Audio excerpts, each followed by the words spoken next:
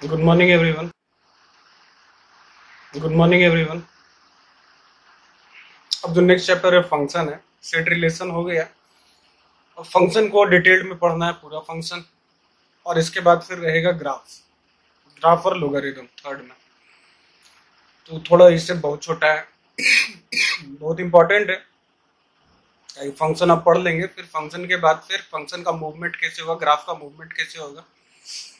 Function में एक graph आ जाएगा, इस चैप्टर में अभी सब कुछ आ जाएगा।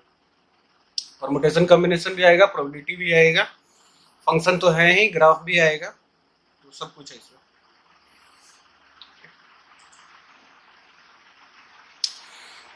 तो पढ़ाई करते हैं, कभी कभी तो मन में आता है कि हाँ ऐसा ऐसा कुछ कुछ तो बना देते हैं, ऐसा ही कुछ है नहीं, लेकिन बस है अपना मन का है कि आपको लगा कि हाँ ऐसा बस करने का है, क्रिएटिविटी, एब्स्ट्रैक्ट। ठीक है, सही गलत कुछ मैटर नहीं करता है। तो वही चीज है कि बस मेरा है, हमको ऐसा मन में आया थोड़ा सा, कोई ड्राइंग बनाता है, कोई गाना लिखता है, कोई कविता लिखता है, तो सबका अपना अपना है। तो यही कल ऐसा लगा तो लिखे। ठीक है,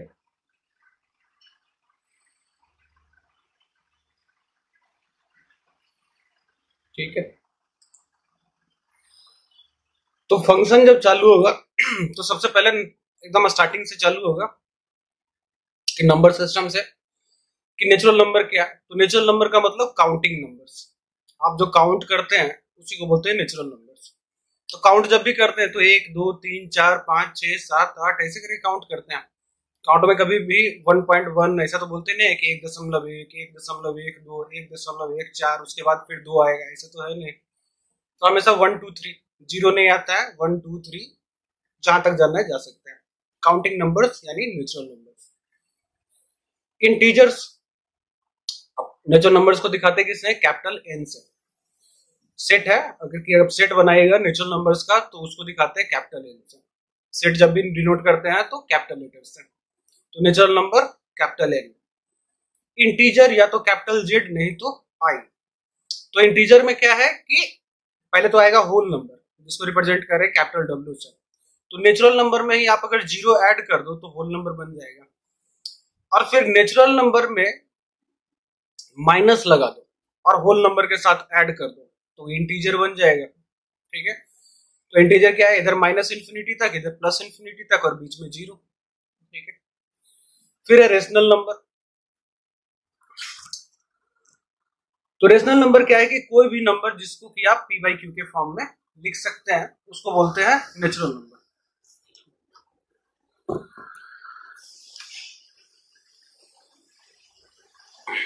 ठीक है, कि ए बाई बी के फॉर्म में या पी बाई क्यू के फॉर्म में, किसी भी फॉर्म में आप अगर लिखो कि किसी भी नंबर को आप अगर ए बाई बी या पी बाई क्यू के फॉर्म में लिख दो जिसमें कि ए और बी दोनों इंटीजर है। ठीक है, इंटीजर वैल्यू है और बी जीरो नहीं हो। क्यों? क्योंकि अगर डिनोमिनेटर में जीरो रहेगा तो वैल्यू इंफिनिटी हो जाएगा, 1/0 इज इक्वल टू इंफिनिटी। फिर इंफिनिटी इंटू किसी भी मल्टीप्लीकेशन करोगे इंफिनिटी ही रहेगा, इसलिए ए बाई बी में बी जीरो नहीं होना चाहिए। इसके अलावा हाईएस्ट कॉमन फैक्टर यानी कि एचसीएफ है, तो एचसीएफ ए और बी का 1 होना चाहिए। फिर क्या है कि किसी भी इंटीजर को आप रेशनल नंबर बोल सकते हो, क्योंकि कोई भी इंटीजर रेशनल नंबर ही है। जैसे पहले क्या है कि रियल नंबर, फिर रियल नंबर में दो पार्ट, रेशनल नंबर और इरेशनल नंबर। फिर रेशनल नंबर में जितना भी है सब कुछ आ जाता है, integer, natural number, whole number, fraction, सब कुछ। तो इंटीजर भी क्या है, रेशनल नंबर है। क्यों? क्योंकि इसका जो डिनोमिनेटर है वहां पे आप 1 लिखो। ठीक है, डिनोमिनेटर में 1।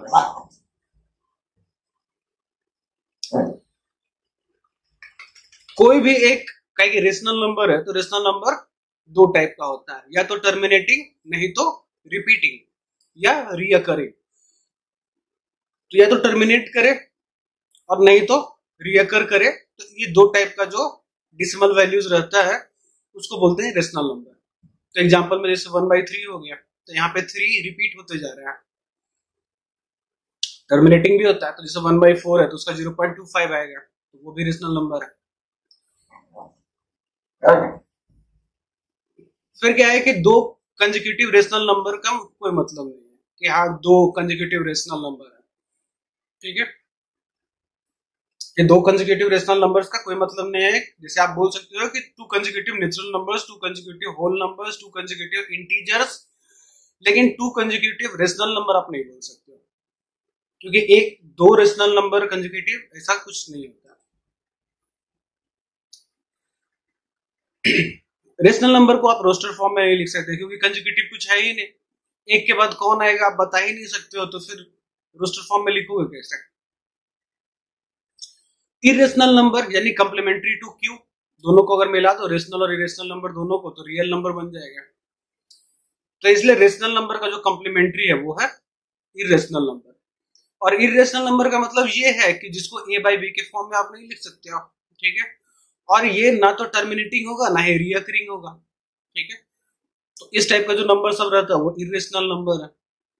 यहाँ पे वही चीज कि दो कंसेक्यूटिव इरेशनल नंबर ऐसा कुछ नहीं होता है, ठीक है। कि एक रेशनल नंबर ये है, इसके बाद का रेशनल नंबर वो होगा, ऐसा कुछ नहीं है। The set of irrational number can not be expressed in terms of roster form. तो जैसे रेशनल नंबर को रोस्टर फॉर्म में नहीं लिख सकते हो, वैसे ही इरेशनल नंबर को भी नहीं लिख सकते हो रोस्टर फॉर्म में। एग्जाम्पल में इरेशनल नंबर का तो √2 इरेशनल है, पाई इरेशनल है, 1/√3 इरेशनल है। फिर किसी भी नंबर में इंटीजर में आप अगर इरेशनल वैल्यू आप अगर ऐड किए तो वो भी इरेशनल नंबर हो जाएगा। तो 2 + √2 इरेशनल है, क्योंकि √2 इरेशनल है। और इरेशनल का मतलब नीदर टर्मिनेटिंग नॉर रिकरिंग। फिर रियल नंबर्स, तो ये दोनों को ऐड कर दो, rational number plus irrational number, जितना भी रेशनल नंबर है और प्लस में जितना भी इरेशनल नंबर है उस सबको अगर ऐड कर दो तो रियल नंबर हो जाएगा। दिखाते कैसे हैं रियल नंबर को, तो -∞ से +∞ तक जितना भी संख्या है सारा रियल नंबर है, लेकिन इंक्लूडेड ना -∞ ना +∞। हमेशा जब भी इंफिनिटी आएगा तो बड़ा ब्रैकेट नहीं, हमेशा छोटा ब्रैकेट रहता है, ठीक है। The set of R contains represents set of continuous values, not discrete values। तो ये जितना भी है सब कंटिन्यूअस है, इसलिए आप कॉमा कॉमा करके नहीं लिख सकते हो कि इसके बाद ये इसके बाद ये, कंसेक्यूटिव कुछ नहीं है, सारा कंटिन्यूअस टर्म है। Between two irrational numbers there exist infinite irrational numbers, and between two irrational numbers there exist infinite rational numbers। Simple सा बात है। फिर इंटरवल का बात बता ही दिए थे कि किसको क्लोज इंटरवल बोलते हैं, किसको ओपन इंटरवल बोलते हैं। तो जैसे ये क्लोज इंटरवल है, यानी कि ए और बी के बीच में जितना भी है सब कुछ, साथ में ए और बी भी इंक्लूडेड है। ओपन इंटरवल का मतलब कि ए और बी के बीच में सब कुछ, लेकिन ए और बी इंक्लूडेड नहीं है। सेमी ओपन या सेमी क्लोज इंटरवल, तो मतलब एक साइड का इंक्लूडेड है, दूसरे साइड का इंक्लूडेड नहीं है, बाकी सब बीच वाला भी सारा इंक्लूडेड है, लेकिन जो एक्सट्रीम में है उसमें से एक इंक्लूडेड है, दूसरा इंक्लूडेड नहीं है, तो उसको बोलते हैं सेमी ओपन या semi closed interval. Real number में से क्या कि ये चीज आपको हमेशा देखना है कि मान लो एक क्लोज्ड इंटरवल है, तो रियल वैल्यू में से ये क्लोज्ड इंटरवल को माइनस किए तो कितना बचेगा। तो जो क्लोज इंटरवल वाला टर्म है वो रियल नंबर में से हटा दो, बाकी सब उस सेट में आ जाएगा। तो -∞ से a तक, लेकिन a इंक्लूड नहीं होगा, काहे कि a पार्ट है इस इंटरवल का। यूनियन में b से लेके इंफिनिटी तक, काहे कि b तो इस सेट में आ ही गया है, तो b से इंफिनिटी है। अगर r -a - b करेंगे कि इंटरवल है a से b तक, लेकिन a भी इंक्लूडेड नहीं, b भी इंक्लूडेड नहीं, तो इसका मतलब क्या होगा -∞ से a तक, और a इंक्लूडेड है काहे कि इस सेट में a नहीं है इंक्लूडेड। फिर यूनिटी में b से लेके इंफिनिटी तक, क्योंकि यहाँ पे b इंक्लूडेड नहीं है तो यहाँ पे b इंक्लूडेड है। इनइक्वालिटी पढ़ना है, लेस देन इक्वल टू या लेस देन ग्रेटर देन, ये सब पढ़ना है इनइक्वालिटी। तो लेस देन इक्वल टू का मतलब क्या होता है, या तो a छोटा है b से, नहीं तो a बराबर है b के। अगर a छोटा है b से और b छोटा है c से, तो यानी कि a छोटा है c से। इनइक्वालिटी का साइन चेंज हो जाता है। आप अगर नेगेटिव से मल्टीप्लाई कर दिए इनइक्वालिटी को कोई एक नेगेटिव नंबर से, राइट हैंड साइड और लेफ्ट हैंड साइड दोनों को सेम नंबर से आप अगर मल्टीप्लाई करोगे तो इनइक्वालिटी का साइन चेंज होता है। और साथ में आप अगर रेसिप्रोकल भी कर देते हो नंबर को कि 1/, के टर्म में आप अगर कर दो तो भी इनइक्वालिटी का साइन चेंज हो जाता है। जैसे a लेस देन b है, लेकिन माइनस से मल्टीप्लाई करो तो minus a is greater then minus b। फिर a ग्रेटर देन b है, लेकिन माइनस से मल्टीप्लाई होगा तो minus a is less then minus b। फिर ये है कि a छोटा है b से और c छोटा है d से, तो दोनों को अगर ऐड करेंगे कि लेफ्ट हैंड साइड को ऐड करोगे और राइट हैंड साइड को ऐड करोगे तो ऑब्वियस सा बात है कि a प्लस c छोटा है b प्लस d से। निगेटिव का बात अगर किया जाए तो सबसे छोटा टर्म को माइनस कर रहे हैं सबसे बड़ा टर्म से, यानी a माइनस डी, तो ये छोटा ही रहेगा कि सबसे छोटा और सबसे बड़ा का डिफरेंस है और बीच में ये दोनों है, तो a minus d is less than b minus c. फिर वही चीज रेसिप्रोकल वाला बात बोले और पावर इंडिसेस का बात है। तो पावर इंडिसेस, तो पावर अगर ग्रेटर देन 0 रहे, अगर इंडेक्स जो है किसी भी का भी जो पावर है अगर ग्रेटर देन 0 रहे तो वैल्यू अगर पॉजिटिव है कि a और b दोनों पॉजिटिव है यानी कि 0 से बड़ा है, तो a के power r is less than b के पावर r अगर r पॉजिटिव है तो। अगर r नेगेटिव है तो फिर a to the power r is greater than b के पावर r, यानी कि साइन चेंज हो गया, रेसिप्रोकल में चला गया ना। नेगेटिव पावर का मतलब 1/, हो जाता है। एग्जांपल में देख सकते हैं कि a लेस देन b है, implies 1/a is greater then 1/b और a inverse is greater than b inverse. ठीक है, इनवर्स नहीं है, आप एक इनवर्स फंक्शन के जैसा देखते हो तो वैसा नहीं, रेसिप्रोकल समझो, काहे कि -1 का पावर का मतलब 1/a, -1 है तो ये 1/b। अगर मान लो -2 रहता तो यानी कि 1/a square, b to the power -2 रहता यानी 1/b स्क्वायर।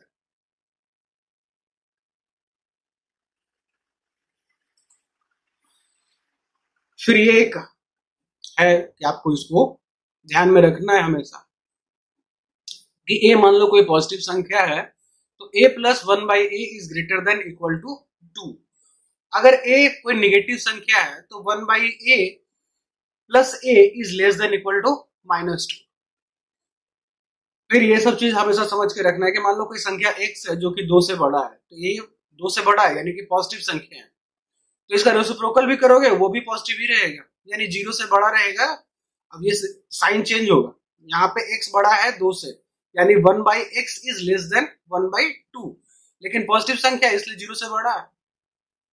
यहाँ पे नेगेटिव संख्या है तो 0 से छोटा ही होगा, तो साइन चेंज हुआ, यहाँ पे लेस देन है तो ग्रेटर देन हो जाएगा, यहाँ ग्रेटर देन हो गया, लेकिन है तो नेगेटिव संख्या तो नेगेटिव का नेगेटिव ही रहेगा। फिर है कि x बड़ा है 2 से, छोटा है 4 से, तो आप अगर स्क्वायर किए तो फिर से वही चीज आएगा कि हाँ 4 से बड़ा है 16 से छोटा है। लेकिन मान लो कि संख्या नेगेटिव से पॉजिटिव के बीच में है कि -2 से बड़ा है लेकिन 4 से छोटा है, तो स्क्वायर जब भी आप किसी का करोगे तो नेगेटिव वैल्यू तो होता नहीं, स्क्वायर तो हमेशा पॉजिटिव है, तो यानी कि हमेशा 0 से बड़ा होगा और छोटा जिससे था उसके स्क्वायर से छोटा रहेगा। वैसे ही इसमें भी देखा जाए कि -5 से बड़ा है लेकिन 4 से छोटा है, तो स्क्वायर टर्म होगा तो पॉजिटिव संख्या होगा यानी कि वो 0 से बड़ा रहेगा लेकिन 25 से छोटा, 4 नहीं। यहाँ पे देखो अभी यही चीज है कि स्क्वायर करोगे 5 का तो 25 हो जाएगा, तो 25 से छोटा है।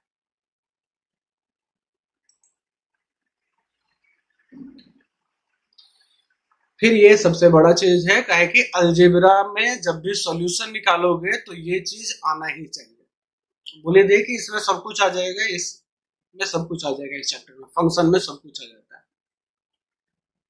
तो अलजेब्रा जब पढ़ोगे तो ये चीज है, सिस्टम ऑफ सॉल्यूशन आपको निकालना पड़ता है कि मान लो एक अलजेब्रिक फंक्शन या फंक्शन है, ठीक है, कि fx है तो fx is equal to x minus a1 to the power k, x minus a2 to the power k2, फिर सो ऑन कर करके x minus an to the power kn, जिसमें कि जो भी पावर सब है, जो भी इंडिसेस सब है, वो सारा का सारा इंटीजर वैल्यू है, और जो भी a1 a2 यानी कि सॉल्यूशन सब रहता है कि पॉइंट के सॉल्यूशन का जो पॉइंट है रियल लाइन पे वो सब जो है वो सारा का सारा रियल नंबर है, रियल लाइन पे है तो रियल नंबर ही रहेगा। अब सोल्व करना है कि आप बताओ कि fx पॉजिटिव कब रहेगा और fx निगेटिव कब रहेगा। फंक्शन दे दिया आपको, पूछ रहा है कि fx पॉजिटिव कब और fx निगेटिव कब। तो रियल लाइन क्या है, माइनस इंफिनिटी से प्लस इंफिनिटी तक का है, और बीच बीच में आप रियल वैल्यूज, आपको सॉल्यूशन भी पता है कि माइनस में दिया हुआ है तो ये सब सॉल्यूशन है। तो a1 a2 ये सब क्या है, उस रियल लाइन पे आप रख दो और असेंडिंग ऑर्डर में रखना है, यानी कि सबसे छोटा सबसे पहले a1 सबसे छोटा होना चाहिए, a2 उससे बड़ा होना चाहिए, a3 a2 से बड़ा होना चाहिए, a4 a3 से बड़ा होना चाहिए, और इस टाइप से आप पूरा असेंडिंग में डाल ले हो। तो माइनस इंफिनिटी के बाद a1 ही आएगा। तो आपको उस इंटरवल में चेक करना है कि माइनस इंफिनिटी से a1 के बीच में fx का वैल्यू क्या है, पॉजिटिव या निगेटिव। अगर पॉजिटिव निगेटिव जो भी आ जाएगा कि fx का वैल्यू माइनस इंफिनिटी से a1 के बीच में पॉजिटिव है या निगेटिव है, तो वहां पे आप पॉजिटिव या निगेटिव लिख दीजिए। नेक्स्ट इंटरवल का जो रहेगा वो इंटरवल माइनस इंफिनिटी से a1 का बीच में, तो जो भी पॉजिटिव या निगेटिव वैल्यू fx का आया वो तो आप कर दिए कि हाँ ये पॉजिटिव है यहाँ पे। नेक्स्ट जो इंटरवल रहेगा उसमें सेम साइन रिपीट हो जाएगा कि अगर मान लो आप माइनस इंफिनिटी से a1 के बीच में पॉजिटिव लिखे हो तो नेक्स्ट वाले टर्म a1 से a2 के बीच में भी पॉजिटिव ही आएगा, अगर जो पावर है, ठीक है, कि अगर जो पावर है k1 का, कि पावर a1 के जो पावर में है, अगर a1 का जो इंडेक्स r1 है, नहीं k1 है, ठीक है, तो k1 जो अगर है, अगर वो इवन रहा तो पॉजिटिव फिर से दूसरा इंटरवल में भी पॉजिटिव ही रहेगा। अगर ऑड रहेगा तो पहला पॉजिटिव दूसरा निगेटिव, और ऐसा ही चलते रहेगा। फिर देखा जाएगा, अब जैसे माइनस इंफिनिटी से a1 हो गया, फिर a1 से a2 भी हो गया, फिर a2 से a3 देखना है, सबका पावर देखते रहना है। तो इसी टाइप से आपको पॉजिटिव निगेटिव मिल गया कि किस इंटरवल में पॉजिटिव है, किस इंटरवल में निगेटिव है, और जितना भी सारा इंटरवल में निगेटिव है वो सबका यूनियन कर दीजिए, और जितना इंटरवल में पॉजिटिव है वो सबको यूनियन कर दीजिए।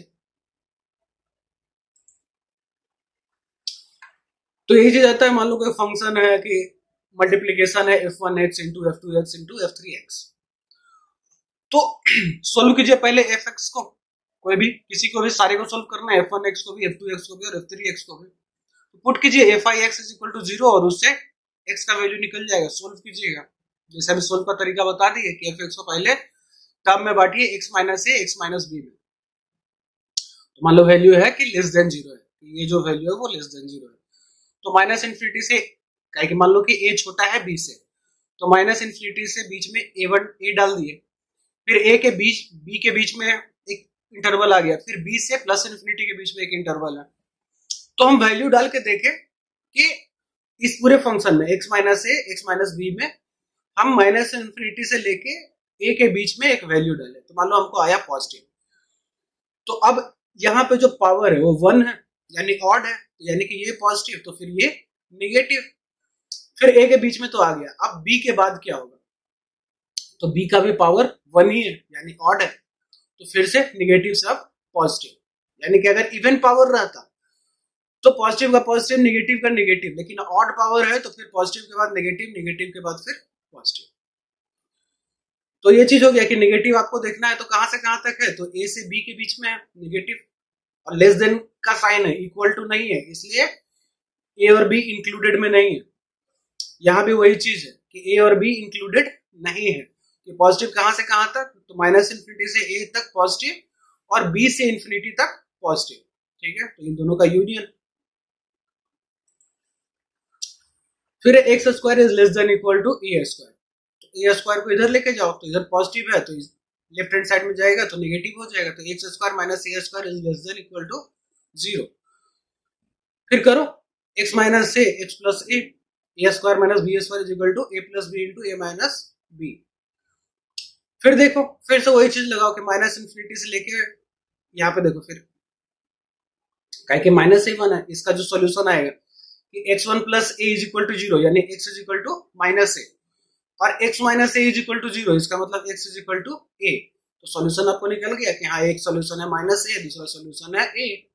अब इंटरवल में चेक करना है कि एफ एक्स का वैल्यू कहाँ पे पॉजिटिव कहाँ पे निगेटिव। तो चेक कर लिए, पावर से देखना है, दोनों का पावर ऑड ही है, एक एक पावर है दोनों का। तो चेक कर लिए कि कहाँ पे निगेटिव कहाँ पे पॉजिटिव। तो निगेटिव वैल्यू है माइनस ए से ए तक। क्यों? क्योंकि लेस देन इक्वल टू है, इक्वल टू भी है इसमें, यानी इंक्लूडेड रहेगा, जो इंटरवल आएगा इंक्लूडेड रहेगा। अब ये तो हो गया लेस देन इक्वल टू। फिर ग्रेटर देन इक्वल टू का देखना है कि नहीं, x square is greater than equal to A square. तो x square minus A square is greater than equal to 0। फिर से यही चीज करो, a square minus B square is equal to A plus B into A minus B. फिर से interval बनाओ, फिर से चेक करो कि यहाँ कहाँ पे पॉजिटिव वैल्यू है। तो फिर से आया कि हाँ यहाँ पे पॉजिटिव वैल्यू है कि माइनस इन्फिनिटी से माइनस ए1 तक पॉजिटिव है, और फिर ए से लेके इन्फिनिटी तक पॉजिटिव है, तो दोनों का यूनियन। मान लो कोई क्वाड्रेटिक इक्वेशन दिया हुआ है, a x square b x plus c is less than 0। तो सॉल्व करो। मान लो कि क्वाड्रेटिक इक्वेशन है, यानी कि 2 सॉल्यूशन आएगा। क्वाड्रेटिक का मतलब पावर 2, तो 2 सॉल्यूशन आने वाला है। तो मान लो एक सॉल्यूशन अल्फा, दूसरा सॉल्यूशन बीटा। चेक करना है कि भाई लेस देन कब 0 है, ग्रेटर देन कब 0 है। तो फिर से रियल लाइन बनाओ, फिर से चेक करो। फिर फंक्शन, फिर से एक बार रिवीजन कि ए और बी मान लो 2 नॉन एम्प्टी सेट है। एम्प्टी सेट नहीं होना चाहिए, एम्प्टी सेट ही मतलब 0 हो जाता है, और 0 किसी से मल्टीप्लाइड होगा सब 0 हो जाएगा। इसलिए एम्प्टी सेट नहीं होना चाहिए। ए और बी में से दोनों में से कोई भी एम्प्टी सेट नहीं होना चाहिए। तो ए और बी 2 नॉन एम्प्टी सेट है। तो एक फंक्शन ए से बी तक है, तो वो एक रूल है। फंक्शन क्या है? एक रूल है जो कि असाइन करता है हर एक एलिमेंट, एक कोई भी नहीं कि किसी एक एलिमेंट या 2 एलिमेंट या 10 एलिमेंट, नहीं, ए में जितना भी एलिमेंट है वो सारे को असाइन करेगा बी के किसी एक एलिमेंट या एक से ज्यादा एलिमेंट को। ठीक है, हालांकि एक ही करेगा।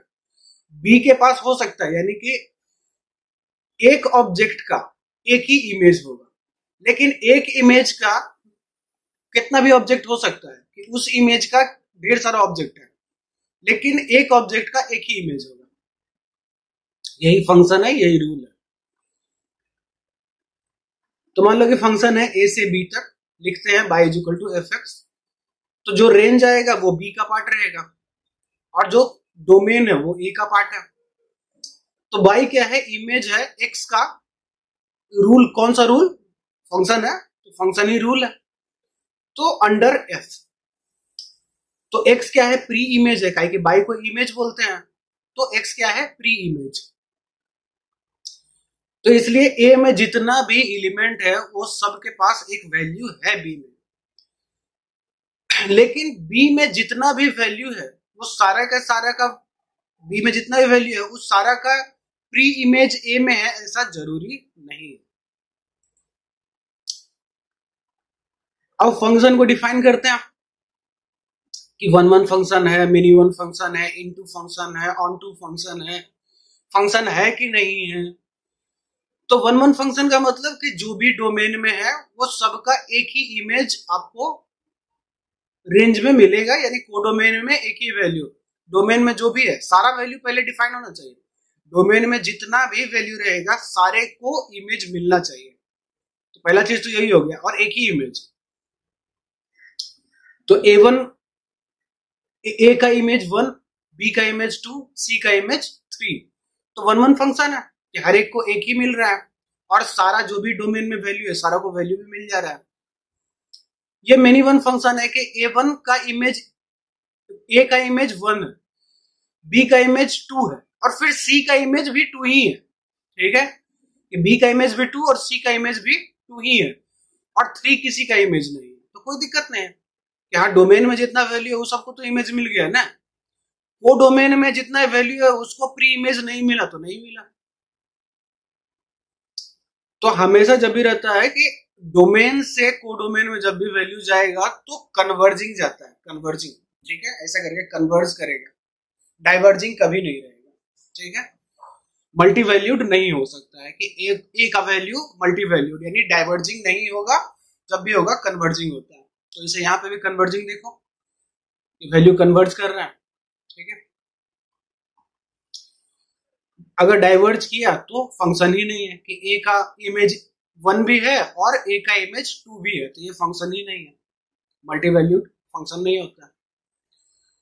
अगर डोमेन का कोई भी वैल्यू अगर छूट गया कि उसको इमेज नहीं मिला तो वो भी फंक्शन नहीं है, ठीक है। कि डोमेन में कोई भी वैल्यू अगर छूट गया कि उसका इमेज नहीं है तो वो फंक्शन ही नहीं है। ये पीछे मैं बता ही दिया कि कौन वन वन फंक्शन ऑन टू और इनटू का कंसेप्ट, कि अगर कोडोमेन में कोई भी वैल्यू अगर छूट गया कि उसको अगर ऑब्जेक्ट नहीं डिफाइन हुआ, यानी इमेज का ऑब्जेक्ट अगर नहीं डिफाइन हुआ तो फंक्शन इनटू है। अगर सारा वैल्यू अगर डिफाइन हो गया कि कोडोमेन में जितना भी वैल्यू है सारे को ऑब्जेक्ट मिल गया तो वो ऑन टू फंक्शन है, ठीक है। फिर वन वन और मेनी वन तो हो ही गया कि वन वन का मतलब जितना भी डोमेन में है उसका एक ही इमेज होना चाहिए, और मेनी वन का मतलब कि जो इमेज है कि एक इमेज का एक से ज्यादा ऑब्जेक्ट रहे, यानी कि मेनी वन फंक्शन है कि रेंज का एक ही वैल्यू का डोमेन में एक से ज्यादा वैल्यूज है।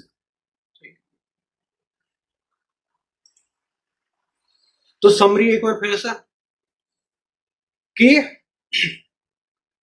डोमेन में जो भी है उसको रेंज में एक इमेज मिलना चाहिए और एक ही इमेज मिलना चाहिए, ठीक है। एक इमेज का ढेर सारा ऑब्जेक्ट हो सकता है लेकिन एक ऑब्जेक्ट का एक ही इमेज होगा, बढ़िया से एकदम कि एक ऑब्जेक्ट का एक ही इमेज होगा लेकिन एक इमेज का ढेर सारा ऑब्जेक्ट हो सकता है। Each value in domain should have their image, यानी कि डोमेन में जितना वैल्यू है सबको इमेज मिलना चाहिए। One image can have more than pre image, यानी एक इमेज का ढेर सारा ऑब्जेक्ट हो सकता है, मेनी वन फंक्शन है वो। रेंज जो है वो हमेशा कोडोमेन से छोटा है, काहे कि ऑन टू और इनटू फंक्शन है कि अगर कोडोमेन का सारा वैल्यू अगर रेंज है तो इसका मतलब ऑन टू फंक्शन है, और कोडोमेन का सारा वैल्यू अगर रेंज नहीं है तो इनटू फंक्शन है। फिर से डोमेन, कोडोमेन और रेंज की मान लो फंक्शन है ए से बी तक, तो ए को बोलते हैं डोमेन, बी को बोलते हैं कोडोमेन, और फंक्शन जो वैल्यू देता है डोमेन के साथ उसको बोलते हैं रेंज, जो कि पार्ट है कोडोमेन का, ठीक है। तो सबसेट है, रेंज क्या है, सबसेट है कोडोमेन का। तो इस तरह से कि कभी कभी अगर इनटू फंक्शन है ऑन टू फंक्शन नहीं है तो इसका मतलब कि कोडोमेन में बहुत सारा वैल्यूज है, जितना भी वैल्यूज है कोडोमेन में कुछ वैल्यूज है जिसको कि ऑब्जेक्ट डिफाइन नहीं हुआ है। रूल क्या है फंक्शन का कि अगर दो फंक्शन को ऐड करोगे तो दो फंक्शन को ऐड किए तो जो आप जो इनपुट के लिए वैल्यू लोगे, यानी कि जो डोमेन रहेगा वो intersection of domain of f and domain of g रहेगा। निगेटिव करोगे फिर भी वही चीज आएगा कि जो इनपुट वैल्यू आपको अभी ये सब्सट्रैक्शन के लिए यूज करना है वो डोमेन ऑफ एफ और डोमेन ऑफ जी का इंटरसेक्शन रहेगा। डिवीजन अगर होगा तो फिर से वही चीज कि intersection of domain of f and intersection of domain of g, लेकिन एक चीज कि जी एक्स जीरो नहीं होगा चाहिए, कहें कि जी एक्स अगर जीरो होगा तो वैल्यू इन्फिनिटी हो जाएगा। स्क्वायर रूट का कंसेप्ट सबसे इंपॉर्टेंट है कि यहाँ पे तो डोमेन ऑफ एफ लेंगे, हाँ सही है, साथ में एक्स ऐसा होना चाहिए कि एफ एक्स पॉजिटिव वैल्यू रहे, निगेटिव वैल्यू नहीं रहे। क्यों? क्योंकि स्क्वायर रूट जो है उसका इनपुट भी पॉजिटिव होता है और आउटपुट भी पॉजिटिव होगा, यानी कि स्क्वायर रूट हमेशा पॉजिटिव ही होता है, निगेटिव नहीं होता है, ठीक है। स्क्वायर रूट का इनपुट भी पॉजिटिव और आउटपुट भी पॉजिटिव। अब टाइप ऑफ फंक्शन देख लेते हैं, कितना टाइप का फंक्शन है। तो मान लो आइडेंटिटी फंक्शन है, यानी y is equal to x या f x is equal to x, तो y is equal to m x plus c करके देखो तो स्लोप आएगा 45 डिग्री का। कांस्टेंट फंक्शन, ठीक है, तो y is equal to m x plus c करो, स्लोप आएगा 0 का, यानी इंक्लाइनेशन इसका एक्स एक्सिस के साथ 0 है, यानी पैरेलल है, ठीक है।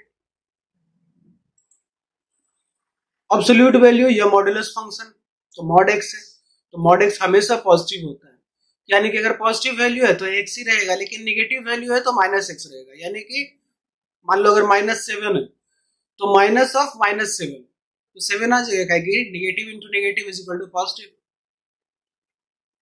तो इसलिए मॉडुलस फंक्शन में x का वैल्यू आप इनपुट में कोई भी रियल नंबर डाल सकते हो, लेकिन रेंज जब भी मिलेगा तो पॉजिटिव रियल नंबर ही मिलेगा, यानी कि 0 से लेके इंफिनिटी तक। ग्राफ जो बनाओगे वो ऐसा ग्राफ बनेगा कि x अगर लिए तो y इक्वल टू x मिलेगा, माइनस x अगर लिए तो y equal to minus x मिलेगा, यानी कि हमेशा पॉजिटिव ही वैल्यू, y जब भी रहेगा तो पॉजिटिव, यहाँ पे भी पॉजिटिव, यहाँ पे भी पॉजिटिव। प्रॉपर्टी देख लेना है, मान लो अगर mod x is less then a है, इसका मतलब है x is less then a, लेकिन x is greater then minus a, यानी कि निगेटिव जब भी मल्टीप्लाइड होता है तो चेंज हो जाता है इनइक्वालिटी। तो इसलिए mod of x is less then a का मतलब x जो है वो a से बड़ा है या बराबर है, लेकिन a से छोटा है या बराबर है। x ग्रेटर देन a का मतलब x is greater than a but x is less than equal to minus a, यानी कि माइनस इंफिनिटी से माइनस a तक और यूनियन में a से लेके इंफिनिटी तक। सिग्नम फंक्शन ये तो पहले ही हो गया था। सिग्नम फंक्शन का मतलब मॉड एक्स बाई एक्स या एक्स बाई मॉड एक्स, तो वैल्यू आएगा 1 या -1 या 0। ये हो गया ग्राफ इसका कि जो 0 पे वैल्यू वो 0 रहेगा और बाकी पे वैल्यू 1 नहीं तो -1, ठीक है। और जनरल में मान लो कि अगर x नहीं रखते हैं एफ एक्स रखते हैं, तो mod of F X divided by F X such that F x is not equal to 0, कि 0 अगर डालोगे तो वैल्यू इंफिनिटी हो जाएगा। फिर एक ग्रेटेस्ट इंटीजर फंक्शन जिसको कि स्टेप वाइज फंक्शन भी बोलते हैं और फ्लोर ऑफ x भी बोलते हैं, कि मान लो x कोई वैल्यू है जो कि n से बड़ा है या बराबर है लेकिन n+1 से छोटा है। डिफाइन करते हैं ग्रेटेस्ट इंटीजर फंक्शन को हमेशा बड़ा ब्रैकेट से, कि मान लो कि बड़ा bracket x is equal to n है और x की जगह हम वैल्यू डाले 2.3 का, तो ये वैल्यू देगा 2, ठीक है, कि हमेशा ये पीछे खींचता है। जो भी आप वैल्यू डिसिमल में डालोगे वो डिसिमल का वैल्यू को हटा देगा और जो मेन है बस उसी को रखेगा। 0.23 लिखोगे वैल्यू 0 आएगा।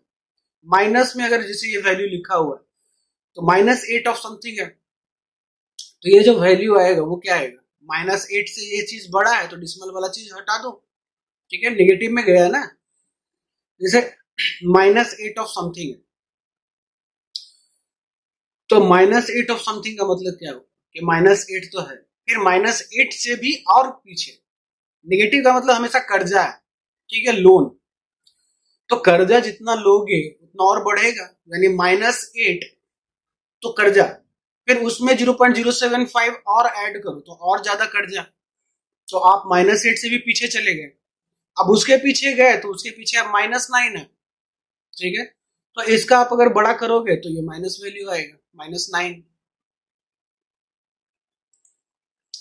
फ्रैक्शनल पार्ट ऑफ फंक्शन, तो जो भी आप ग्रेटेस्ट इंटीजर फंक्शन में लिखे थे तो उसका जो फ्रैक्शन रहेगा वही फ्रैक्शनल पार्ट आएगा। इसको दिखाते हैं मंझला ब्रैकेट से, ठीक है, मिडिल ब्रैकेट।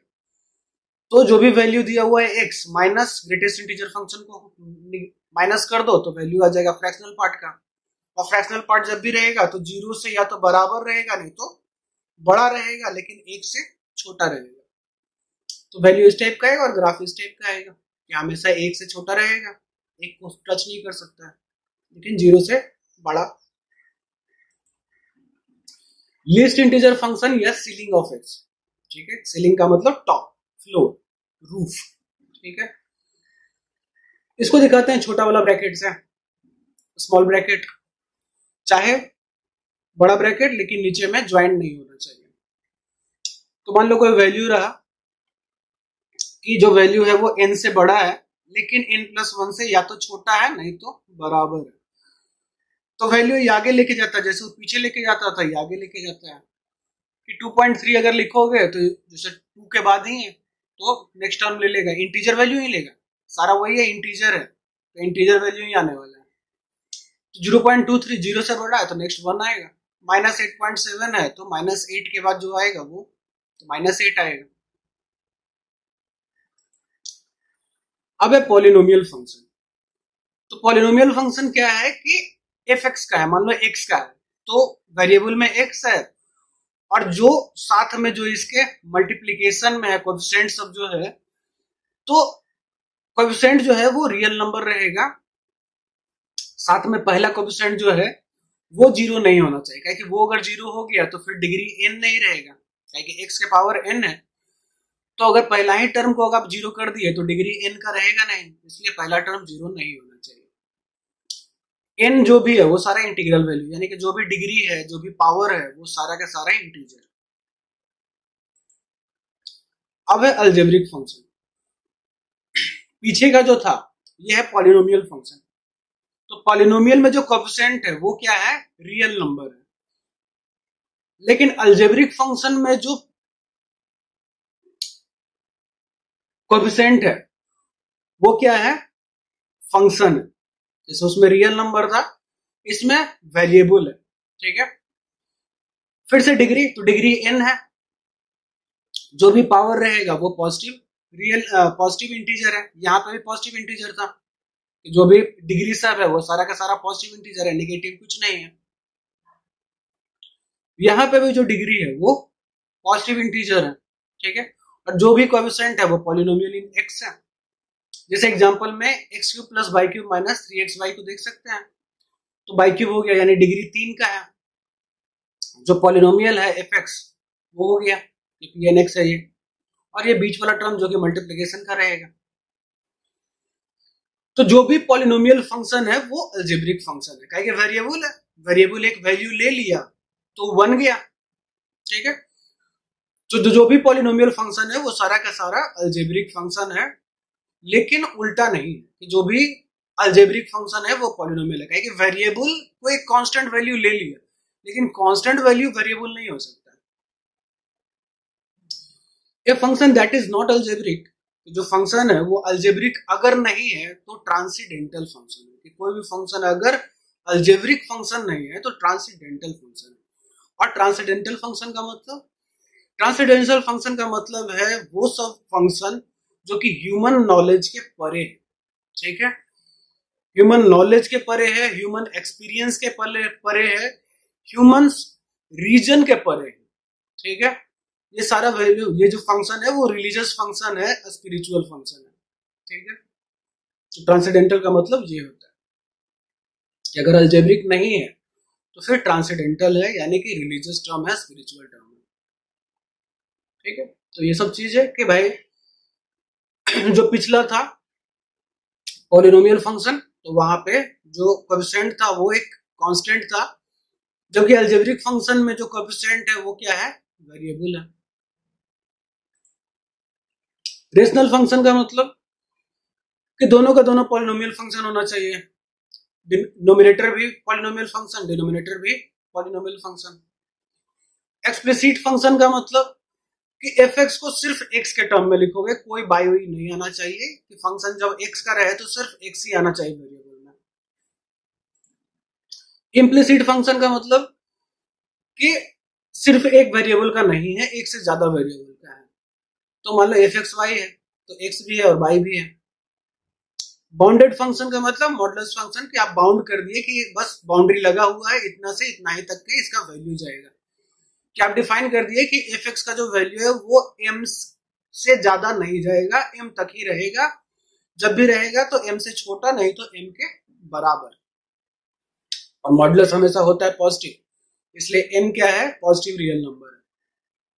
आइडेंटिटी फंक्शन का मतलब fx is equal to x, और डोमेन जो भी रहेगा सारा रियल नंबर है। क्वाड्रेटिक फंक्शन को एक बार देख लेते हैं। तो क्वाड्रेटिक का मतलब पावर 2, कि मान लो लिखो ax² plus bx plus c। अब इसको सोल्व करना चालू करो, ठीक है, सोल्व करते जाओ।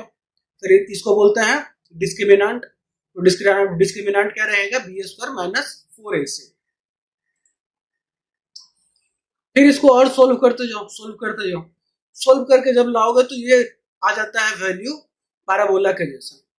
ये जो इक्वेशन बन जाएगा क्वाड्रेटिक इक्वेशन का, वो बन जाता है पैराबोला, जिसका कि वर्टेक्स क्या है, -b/2a या -d, यानी डिस्क्रिमिनेंट है b² माइनस 4ac, तो -d डिवाइडेड बाय 4a। जो एक्सिस है वो पैरेलल टू बाई एक्सिस रहेगा, कि जो पैराबोला का एक्सिस है वो पैरेलल टू बाई एक्सिस है। और जब a ग्रेटर देन, यानी कि पॉजिटिव वैल्यू रहे, तो पैराबोला अपवर्ड्स रहेगा, जिसमें कि वर्टेक्स v1 है, यानी ये है v1 वर्टेक्स। और ए अगर लेस देन 0 रहा तो पैराबोला डाउनवर्ड्स में रहेगा और उसका वर्टेक्स रहेगा v2, तो ये है v2। मॉडुलस फंक्शन का मतलब कि ये चीज अब हमेशा याद रखना है कि मॉड एक्स का मतलब क्या होता है। तो मॉड एक्स का मतलब होता है square root of X square, ठीक है।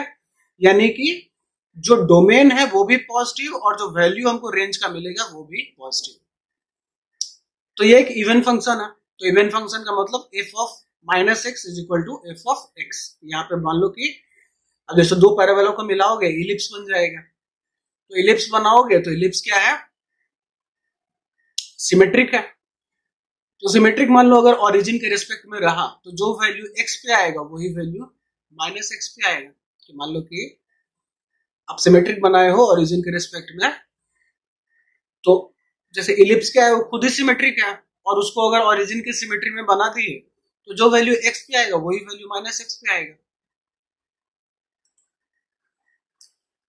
अब है ट्रिग्नोमेट्रिक फंक्शन। तो ट्रिग्नोमेट्रिक फंक्शन जो है वो मिनिमम फंक्शन है, यानी कि डोमेन का एक वैल्यू, एक से ज्यादा वैल्यू को एक ही इमेज मिल जाएगा। तो मान लो f x is equal to a cos x plus b sine x है। तो मान लो a is equal to r sine alpha रख लो, b is equal to r cos alpha रख लो।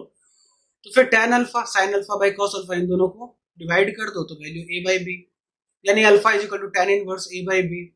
जो r रहेगा वो मॉडुलस है, तो square root of A square plus B square. Put कर दो ये सब वैल्यू तो F x is equal to ये आ जाएगा। सोल्व करके देखो तो ये आएगा कि square root of A square plus B square sine X plus tan inverse a by B. tan inverse a by B क्या है, अल्फा है। साइन एक्स का वैल्यू हमेशा एक से कम ही होता है, या तो बराबर होगा नहीं तो साइन एक्स कॉस एक्स दोनों के साथ वही चीज है कि जब भी वैल्यू रहेगा तो एक से कम ही रहेगा नहीं तो एक के बराबर रहेगा। तो पुट करो, चेक करके देख सकते हो। मान लो कि x प्लस अल्फा रहे कि x तो हो गया, ठीक है। अब मान लो कि x प्लस अल्फा है तो मान लो अल्फा फेज डिफरेंस है, तो ये जो वैल्यू रहेगा साइन का वो भी लेस देन इक्वल टू 1 रहेगा। तो लेस देन इक्वल टू 1 है यानी -1 से बड़ा और 1 से छोटा। तो फिर से अब जो मेरा ये आया था कि मेरा एफ एक्स ये है तो मल्टीप्लाई कर दो स्क्वायर रूट से तो वैल्यू आएगा, ठीक है। कि ये जो एफ एक्स है वो square root of A square plus B square से बड़ा है लेकिन square root of A square plus B square से छोटा है। यानी कि जो रेंज आएगा वो माइनस ए स्क्वायर प्लस बी स्क्वायर का स्क्वायर रूट और plus A square plus B square का स्क्वायर रूट के बीच में होगा, जिसमें दोनों टर्म इंक्लूडेड है। मैक्सिमम या मिनिमम फंक्शन डिनोट करते हैं ऐसे, ठीक है। तो मैक्सिमम बिटवीन, जैसे मान लो कि मैक्सिमम या मिनिमम फंक्शन है, उसका एग्जांपल में दिया गया है ये वाला कि आप चेक करके देखो कौन, कि ये है मेरा एक फंक्शन x है, दूसरा फंक्शन x स्क्वायर है। तो मान लो ये x है, ठीक है, आइडेंटिटी फंक्शन, और ये x स्क्वायर है जो कि एक पैराबोला बन रहा है। तो इसमें चेक करना है कि कहां पे मैक्सिमम है और कहां पे मिनिमम है, ठीक है। तो चेक कीजिए different types of function, one function और मिनिमम फंक्शन। तो ये सब चीज तो हो ही गया कि कौन वन कौन मिनिमम, ठीक है। अगर डिस्टिंक्ट वैल्यू है तो वन है, जो वन है वो इंजेक्टिव है, सर्जेक्टिव है, ऑन टू को बोलते हैं सर्जेक्टिव। तो ये सब चीज तो हो ही गया, ठीक है।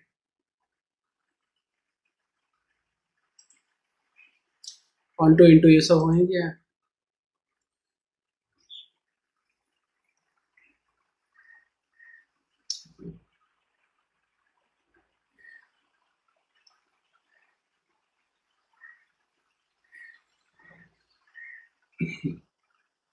ठीक है, जो फंक्शन इंजेक्टिव यानी वन भी रहे और ऑन टू भी रहे वो बाइजेक्टिव फंक्शन है, और जो बाइजेक्टिव फंक्शन रहेगा उसी का इनवर्स भी निकल सकता है, यानी इनवर्स ऑफ ए फंक्शन जो भी बनता है वो बाइजेक्टिव बनता है।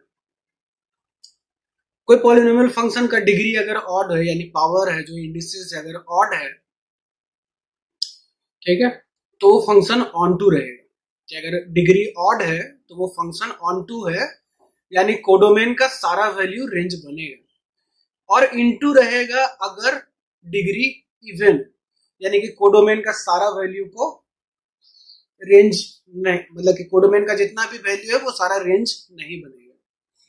तो even function many one function है और इनटू फंक्शन है, ठीक है, कि अगर पावर इवन है, इवन फंक्शन है कि F of x is equal to minus of F of x है, तो फिर फंक्शन मेनी वन है और इनटू है। इनटू का मतलब कोडोमेन का सारा वैल्यू रेंज नहीं बना, और मेनी वन का मतलब एक ऑब्जेक्ट का, मतलब कि एक से ज्यादा ऑब्जेक्ट का एक ही इमेज है। फिर नंबर ऑफ फंक्शन या मैपिंग कितना हो सकता है। तो मान लो एक फंक्शन लिखे ए से बी तक, जिसका कि डोमेन ए है और कोडोमेन बी है, या ए डोमेन है और रेंज बी है। तो मान लो एन में, ए में एन डिफरेंट एलिमेंट है और बी में आर डिफरेंट एलिमेंट है। डिफरेंट सेम नहीं, कहीं कि सेट का मतलब क्या होता है कि हमेशा डिस्टिंक्ट, डिफरेंट। तो मान लो ए के पास एन डिफरेंट एलिमेंट है, बी के पास आर डिफरेंट एलिमेंट है, तो जो टोटल नंबर ऑफ फंक्शन बनेगा वो R to the power N रहेगा। क्यों? क्योंकि हर एक ए में जितना भी एलिमेंट है उसके पास आर चॉइसेस है। R choices into R choices into R choices को एन टाइम्स मल्टीप्लाई करो तो R to the power N. Total number of one one function कितना बन सकता है?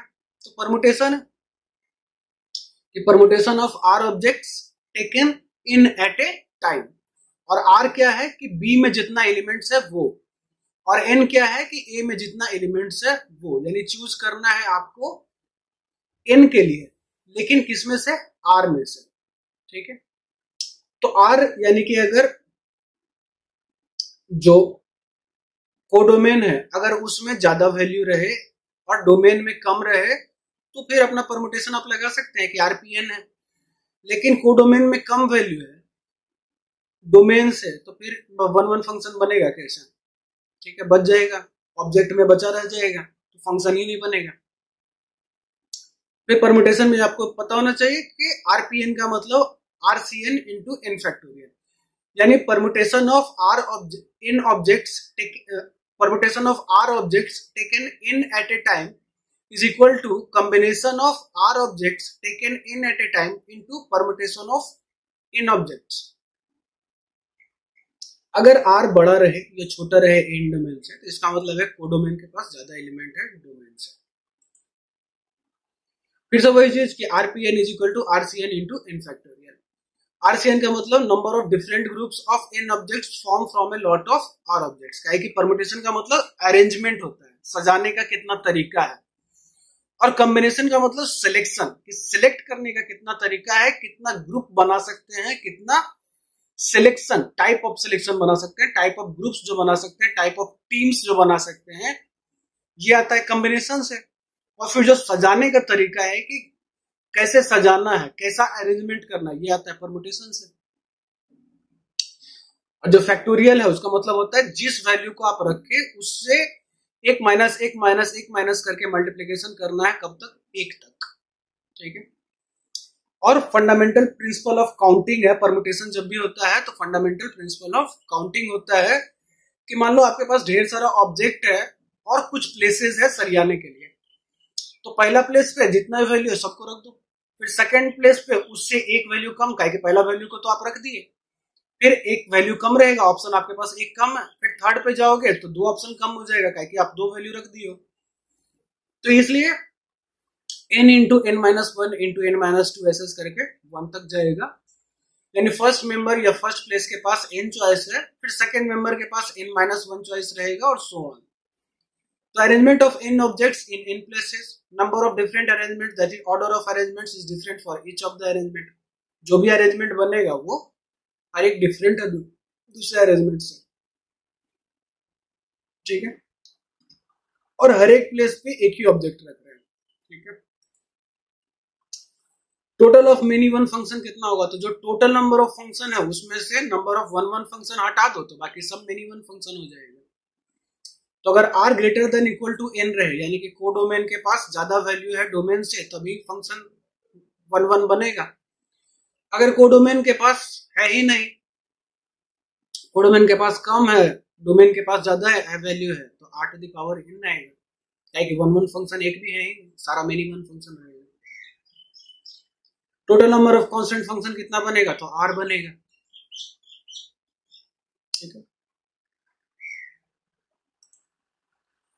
फिर इवन और ऑड फंक्शन। तो इवन फंक्शन का मतलब f of x is equal to minus of, मतलब f ऑफ माइनस एक्स, यानी x पे भी वही वैल्यू मिल रहा है, माइनस एक्स पे भी वही वैल्यू मिल रहा है। तो जो इवन फंक्शन है वो सिमेट्रिकल अबाउट बाई एक्सिस रहता है। तो देखो ये बाई एक्सिस के सिमेट्रिक में है, ये भी बाई एक्सिस के सिमेट्रिक में है। ठीक है, ये y is equal to mod x है, y is equal to x square. Odd function का मतलब f of minus x is equal to minus of F x. तो जो ऑड फंक्शन है वो सिमेट्रिकल रहता है अपोजिट क्वाड्रेंट में। ठीक है, कि अगर कोई पॉइंट एक्स वाई अगर ग्राफ पे है तो माइनस ऑफ माइनस एक्स और माइनस वाई भी उसी ग्राफ पे होगा। ठीक है, तो ये जैसे आइडेंटिटी फंक्शन हो गया, ये क्यूबिक फंक्शन हो गया, और ये साइन एक्स हो गया। कॉस एक्स है वो भी वही चीज, नहीं कॉस एक्स क्या है, कॉस ऑफ माइनस एक्स कीजिएगा तो कॉस एक्स हो जाता है। ठीक है, तो cos x ऑड फंक्शन नहीं है, sin x ऑड फंक्शन है, लेकिन cos x ऑड फंक्शन नहीं है।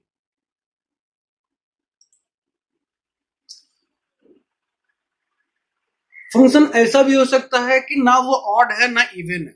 ऐसा नहीं है कि कोई भी फंक्शन या तो ऑड रहेगा नहीं तो इवन ही रहेगा, ऐसा कुछ नहीं है। फंक्शन ऐसा भी हो सकता है कि ना वो ऑड है ना ही इवन है। और किसी भी फंक्शन को आप ऑड और इवन फंक्शन के एडिशन में दिखा सकते हो, कि कोई भी फंक्शन ऑड और इवन फंक्शन का एडिशन है। कि मान लो कोई अगर एफ एक्स फंक्शन है तो F x plus f of minus x divided by 2 जो रहेगा वो इवन फंक्शन है, और f of x minus of F of minus x divided by 2 is equal to odd function. और इन दोनों को ऐड कर दो तो फिर से एफ एक्स आ जाएगा। First derivative of any even function is A odd function, यानी इवन फंक्शन को आप अगर एक बार डिफरेंशिएट करते हो तो ऑड फंक्शन मिल जाएगा। F x is equal to 0 is the only function which is both odd and even. तो देखो सही बात है कि जो जीरो वैल्यू देगा, जो फंक्शन जीरो वैल्यू देगा, कि आप कुछ भी डालो वैल्यू जीरो, हर बार जीरो, कुछ भी डालो वैल्यू देगा जीरो। तो ऐसा जो फंक्शन है वो ऑड भी है और इवन भी है। जो इवन फंक्शन है वो मिनिमम फंक्शन है, वो देख ही चुके हैं। ठीक है, तो F x is equal to 0 is the only function which is both odd and even, and even function is a minimum function. इसके बाद फिर इतना सारा चीज अगर याद कर पाए तो बहुत अच्छा चीज है, नहीं याद कर पाए तो कोई जरूरी नहीं है। याद कर लो तो ठीक है, नहीं याद हुआ तो भी कोई दिक्कत नहीं। काहे कि जेई में या कहीं भी आपको पूछा जाता है आपको बेसिक से, रटा हुआ से कोई मतलब नहीं। आप रट के आपको इतना भी जाओ, रटने का कोई वैल्यू नहीं। पहले ही कह दिए हैं कि क्वेश्चन हमेशा कंसेप्ट से बनता है। कंसेप्ट स्ट्रांग है, कितना भी क्वेश्चन बनाओ कोई दिक्कत नहीं। लेकिन आप सोच रहे हो कि नहीं हम खाली क्वेश्चन बनाते रहेंगे उससे हमको कंसेप्ट आ जाएगा, तो जिंदगी बीत जाएगा, 7 जन्म हो जाएगा, 9 जन्म खत्म हो जाएगा, जीरो बन जाओगे, लेकिन नहीं होगा कुछ भी। फिर पीरियोडिक फंक्शन किसको बोलते हैं, कि कोई भी फंक्शन पीरियोडिक फंक्शन है अगर उसका वैल्यू रिपीट करने लगे, कि एफ एक्स पे जो वैल्यू आ रहा है वही एफ एक्स प्लस टी पे आ रहा है, वही एफ एक्स प्लस 2t पे आ रहा है, वही एफ एक्स प्लस 3t पे आ रहा है, यानी कि फेज डिफरेंस चेंज होते जा रहा है, टाइम पीरियड बढ़ते जा रहा है, और वही टाइम पीरियड पे सेम वैल्यू अगर देते रहे तो वो पीरियोडिक फंक्शन है। जो टी रहता है यानी कि least positive value of time period is the fundamental period of the function. तो एफ एक्स पीरियोडिक है, अगर मान लो एफ एक्स पीरियोडिक है तो एफ एक्स प्लस माइनस ए प्लस माइनस सी भी पीरियोडिक है। ठीक है, यहाँ पे डोमेन में चेंज किए, एक्स को प्लस ए या माइनस ए किए, और साथ में एफ एक्स का ऐड कर दिए कि कोई कांस्टेंट वैल्यू कोई वेरिएबल नहीं ऐड कर रहे हैं, कांस्टेंट वैल्यू एक ऐड कर रहे हैं, तो भी ये पीरियोडिक का पीरियोडिक ही रहेगा। मान लो एफ एक्स पीरियोडिक है जिसका कि पीरियड टी है, तो f of a x plus b, यानी कि आप डोमेन को चेंज कर दिए हैं ए एक्स प्लस बी में, तो ये भी पीरियोडिक है और इसका पीरियड है capital T divided by mod of a. मान लो एफ एक्स का पीरियड पी है, कोई एक फंक्शन है एफ एक्स जिसका कि पीरियड एम बाई एन है, जिसमें कि एन नेचुरल नंबर है और एम और एन को प्राइम है। जीएक्स का पीरियड आर बाई एस है, जिसमें कि आर और एस नेचुरल नंबर है और आर और एस को प्राइम है, ठीक है। तो एफ एक्स प्लस जीएक्स का पीरियड क्या होगा, LCM of P and Q, यानी कि दो पीरियोडिक फंक्शन का पीरियड क्या होगा अगर एडिशन या सब्सट्रैक्शन करे तो भी। तो जो पीरियड रहेगा वो LCM of m and n divided by HCF of r and s, तो ये तो होता ही है। कहीं कि फ्रैक्शनल वैल्यू जो भी रहेगा, फ्रैक्शन का जो एलसीएम होता है, यानी कि न्यूमरेटर का एलसीएम और डिनोमिनेटर का एचसीएफ। और टाइम पीरियड स्मॉल टी आएगा, ऐसा तब होगा कि आपको कोई ऐसा के नहीं मिले कि एफ एक्स प्लस के इज इक्वल टू, यानी जो टी है ये तो आया टाइम पीरियड, लेकिन कोई ऐसा वैल्यू आपको के मिला कि आप देखें कि के भी टाइम पीरियड हो सकता है और टी से छोटा, तो फिर टाइम पीरियड के ही हो जाएगा। साइन के पावर अगर nx है, कॉस के पावर nx है, सेक के पावर nx है, कोसेक के पावर nx है, तो ये सब का पीरियड 2 पाई है, ठीक है। अगर n ऑड है तो, अगर n इवन है तो 2 पाई बाई 2 यानी कि पाई हो जाएगा, ठीक है। ऑड का मतलब जो 2 से नहीं कटे, इवन का मतलब जो 2 से कटे। tan to the power nx, cot to the power nx का पीरियड हमेशा पाई होगा, ऑड रहे चाहे इवन, ठीक है। तो sin x cos x sec x और cos x का पीरियड 2 पाई होगा अगर n ऑड है, इवन अगर इवन है कि n इवन है तो पाई होगा। tan x और cot x का पीरियड हमेशा पाई होगा, n ऑड रहे चाहे इवन। कांस्टेंट फंक्शन भी है, पीरियोडिक फंक्शन है, लेकिन इसका कोई वेल डिफाइंड पीरियड नहीं। अगर gx पीरियोडिक है तो f ऑफ gx भी पीरियोडिक रहेगा, काहे कि इनपुट में आप gx ले रहे हो, ठीक है। तो अगर gx पीरियोडिक है तो f ऑफ gx भी पीरियोडिक रहेगा, लेकिन पीरियड जो है f ऑफ gx का वो gx के बराबर है ऐसा जरूरी नहीं होगा। कोई भी अगर कंटिन्यूअस फंक्शन है तो बाउंडेड है, पीरियोडिक फंक्शन है ना, तो कोई भी कंटिन्यूअस पीरियोडिक फंक्शन हमेशा बाउंडेड रहेगा, यानी कि उसका मैग्नीट्यूड डिफाइन रहेगा कि कितना नीचे जा सकता है और कितना ऊपर जा सकता है। कंपोजिट फंक्शन, कोई फंक्शन है डोमेन ए रेंज बी या डोमेन ए कोडोमेन बी, फिर दूसरा फंक्शन जी है डोमेन बी कोडोमेन सी, तो जी ऑफ एफ जो रहेगा उसका डोमेन ए और codomain c for all x belongs to a. Composite function commutative नहीं होता है कि F of g x is not equal to g of F x. Composite function associative होता है कि F of g of h x is equal to F of g of h x, ठीक है। क्या फिर से function a to b, b to c, कि अगर 1-1 फंक्शन है कि ये दोनों फंक्शन एफ और जी दोनों अगर 1-1 है तो इसका जो कंपोजिशन होगा वो भी 1-1 होगा। अगर दोनों फंक्शन ऑन टू है तो इसका कंपोजिशन भी ऑन टू होगा, यानी कि दो इंजेक्टिव फंक्शन का कंपोजिशन इंजेक्टिव और दो सर्जेक्टिव फंक्शन का जो कंपोजिशन है वो भी surjective. Composition of two continuous function is continuous, कि दो कंटिन्यूअस फंक्शन को आप अगर मिला दिए तो जो रिजल्टेंट आएगा वो भी कंटिन्यूअस रहेगा। अगर कंपोजिशन कंटिन्यूअस है तो जो कंस्टिट्यूएंट है वो भी कंटिन्यूअस रहेगा। अगर कंपोजिट फंक्शन अगर 1-1 है तो एफ एक्स 1-1 है, यानी जी ऑफ एफ एक्स अगर 1-1 है तो एफ एक्स 1-1 है, जी एक्स 1-1 नहीं भी हो सकता है।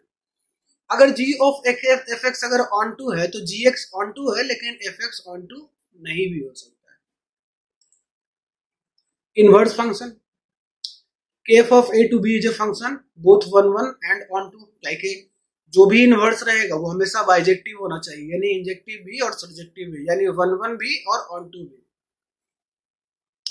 तो मान लो f का इनवर्स g है तो इसका डोमेन से इसका कोडोमेन तक, तो जो इनवर्स बनेगा उसका जो डोमेन है वो पिछले वाले का कोडोमेन हो जाएगा और जो रेंज है उसका डोमेन हो जाएगा, यानी कोडोमेन डोमेन बन जाएगा, डोमेन कोडोमेन बन जाएगा।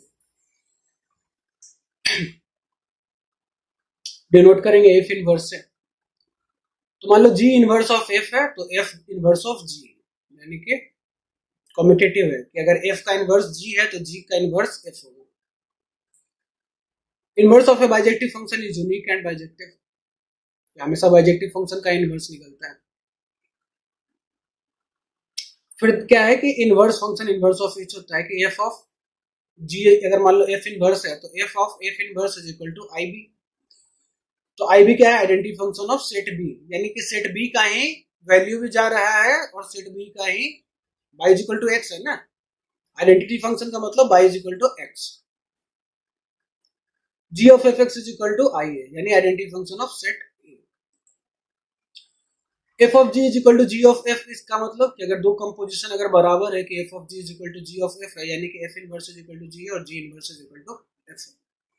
और दोनों को अगर पुट करोगे तो जो इनपुट डालोगे वही आउटपुट मिलेगा, कि अगर एक्स इनपुट में है तो आउटपुट भी एक्स ही मिलेगा। एफ ऑफ ए और मान लो एफ और जी है, दो बाइजेक्टिव फंक्शन है, तो जो कंपोजिशन होगा वो भी बाइजेक्टिव है। जैसे कि दो इंजेक्टिव फंक्शन को मिला है तो इंजेक्टिव फंक्शन मिला, दो सर्जेक्टिव फंक्शन को मिला है तो सर्जेक्टिव फंक्शन मिला, तो दो बाइजेक्टिव फंक्शन को भी मिलाओगे तो बाइजेक्टिव फंक्शन मिलेगा। इनवर्स ऑफ कंपोजिट फंक्शन के एफ ऑफ जी ऑफ का इनवर्स क्या होगा? तो जी इनवर्स ऑफ एफ इनवर्स। कोई भी इनवर्स फंक्शन है कि एक फंक्शन एफ एक्स है और दूसरा उसका inverse f inverse of x है, तो वो symmetrical about y is equal to x रहेगा।